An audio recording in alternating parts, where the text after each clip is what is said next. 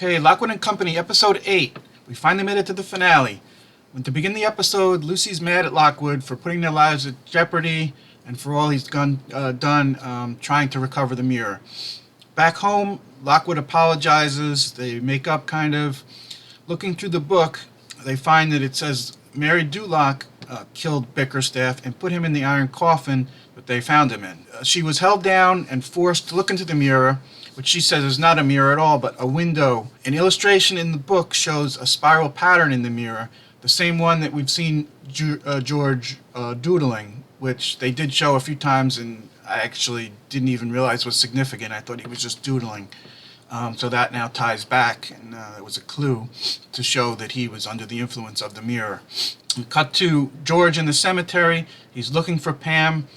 She says that Deepak would have destroyed the mirror, but they're going to learn from it. Lucy consults the skull. It says that George has found another friend, meaning Pam. It says that death is coming and George is gone to meet it with her, Pam. They get supplies and go to meet them.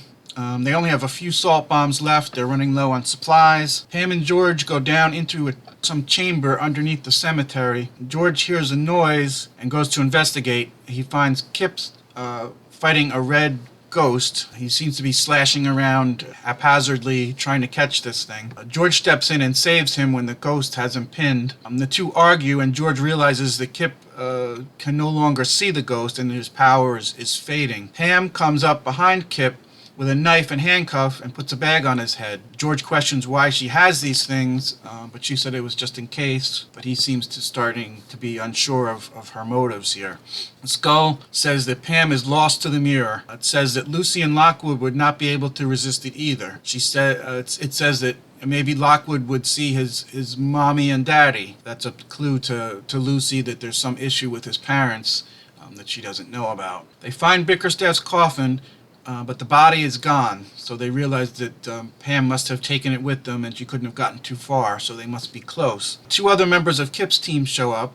It's Kat and Bobby. They were following Kip and they know that George has the mirror. They all agree to work together and to help their friends and recover the mirror. Winkman and his thugs show up. Lockwood wants the rest of the team to fight him off while he goes down to find George, Pam, and Kip. But Lucy says that she should go because of her talent, and while the rest of them fight off the thugs. Lockwood grudgingly agrees to this. A fight ensues while Lucy takes a lift down to the catacombs. Lucy hears the flies buzzing, meaning that the bone glass is near. The skull hears it too, and it gets very excited and says, its master is near. The eternal of the mirror is close by. It says that where the bone glass was made from the bones of 7 souls trapped in torment, and to make a window to see the eternal.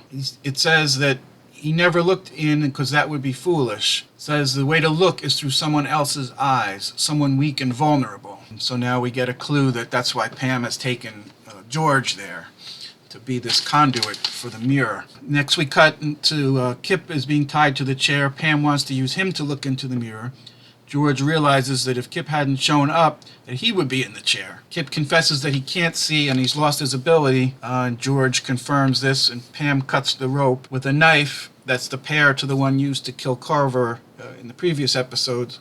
George realizes this and realizes it was Pam that must have killed him, so he's really starting to get worried and scared of what Pam might be doing. Back outside, the agents start to lure the thugs into graves with ghosts that attack them and kill them. Lockwood goes on to help Lucy and George and Kip, while the other agents stayed and wait for Deepak to show up. Lucy finds her way down to where Pam has George now tied to the chair. I don't know what happened to Kip.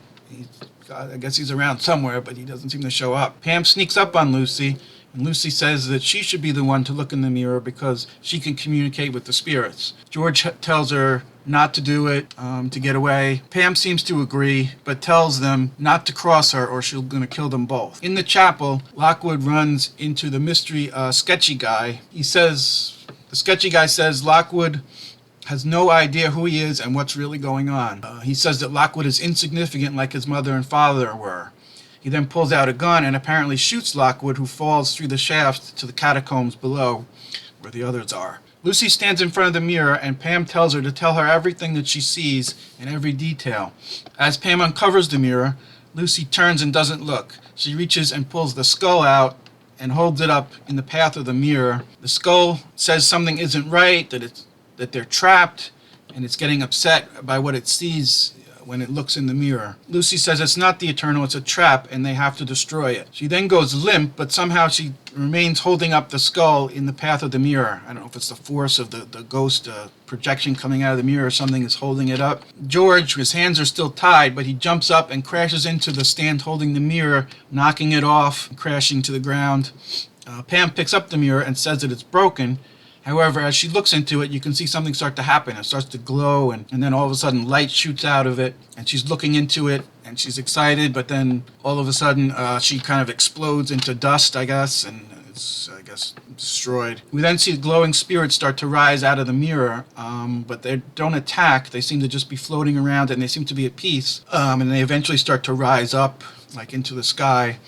Lucy says that George has set them free. However, the smoke-like spirit of Bickerstaff appears. It's looming over them, obviously angry and upset about the mirror being destroyed. Lockwood appears and battles the spirit. Apparently, I don't know if he wasn't shot. As Lockwood is battling the spirit, Lucy recovers the chains, the silver chains, and throws them back over the Bickerstaff body, thereby trapping his spirit again.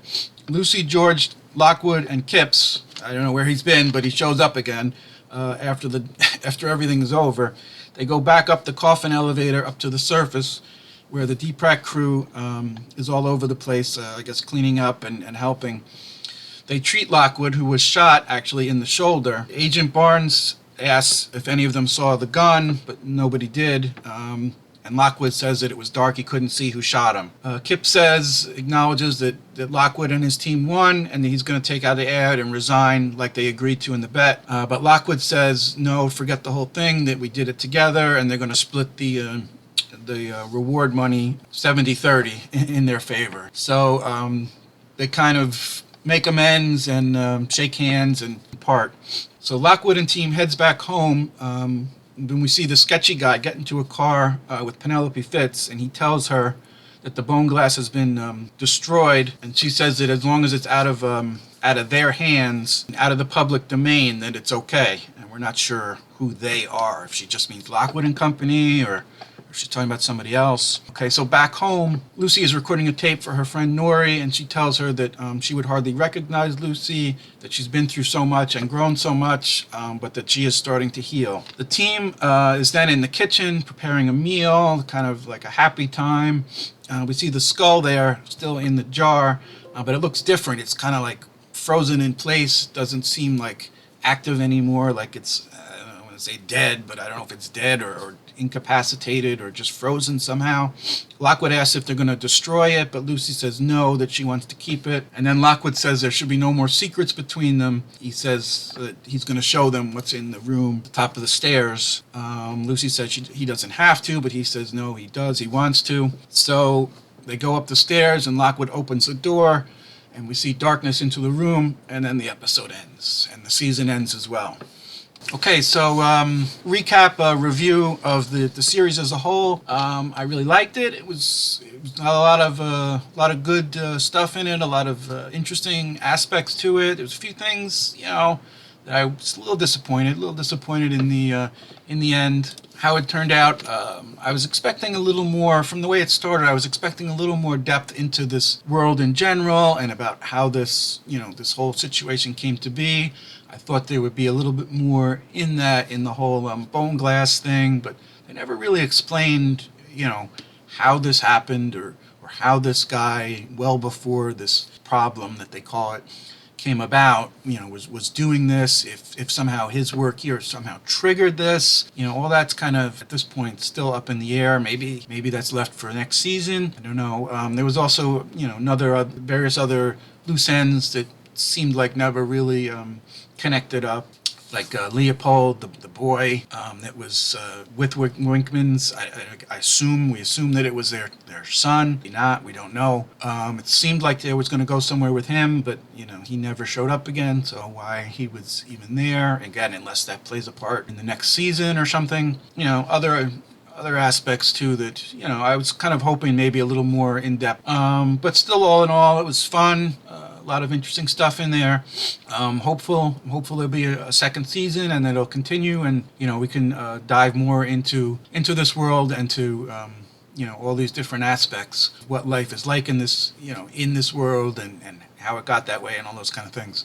So yeah, it was good. It was a good series. I'm glad we watched it. It was a lot more work, as it turned out, to do these reviews, as far as watching the episode, writing down the recap and all that, and then editing the video and all that. So it was a lot more than I guess I originally thought starting off. But still glad we did it, and it was fun. And back to connecting it to Halloween, what we can make out of this. As I said from the beginning, I like the look of some of these ghosts. I think maybe using some of these chicken wire techniques I've seen, it could maybe make a pretty cool ghost like this. Also maybe making one of these like an agent type ghost hunter, maybe with some chains and some different kind of these bombs and the different things that they have, and a sword. Might be fun to make a figure like that. Also, probably the most, I think, maybe interesting or maybe most possible would be to recreate the skull in the jar. I think that would be a lot of fun. Thinking of maybe there's two ways of maybe tackling that. One way would be a projection. If you can get an image, a video, small video of that skull, play it on a jar, or even I have one prop that's like an urn. It was supposed to be display like a face, but it kind of stopped working at some point. Kind of like a motion sensor, like you walk up to it and it would kind of display a face, and then it would kind of like say something. It's kind of stopped working, but if you could maybe project the image on that might be cool. It's not exactly the same thing because it's not the jar, but that would be one way. Or you could do a jar maybe similar to the way we did the pirate ship, the ship in a bottle. If you haven't seen that one, go check out that video. You could do that with a projector. That would probably obviously look the most like what we see in the show. The one downside with that would be the using the projector. Again, if you've watched my other vlogs and followed along with us, while the projector can be a great technology, it does have the drawback that you have to kind of manually go out, turn it on, and find the video and hit play and get it to repeat, and in those various steps, which can get annoying. The other way to approach doing this might be to physically create a skull head, something green or something like that, and put it in a jar with some water or something. That might look cool too. Again, probably less likely that you're going to get it to look exactly like the show, but definitely you're not going to have the issues of the projector and that kind of stuff. So a little bit more physical-based prop as opposed to the technology of the projector. So that would be interesting too. So I'm going to think about both those possibilities and see where we go. And if you have any suggestions or thoughts on that, or maybe what you think would be better, or maybe some other things we could do from the show, please put it in the comments. We'd love to hear from you and get some insight into what other people think, about maybe what we could make or how we could do it. Let us know. Okay, thanks.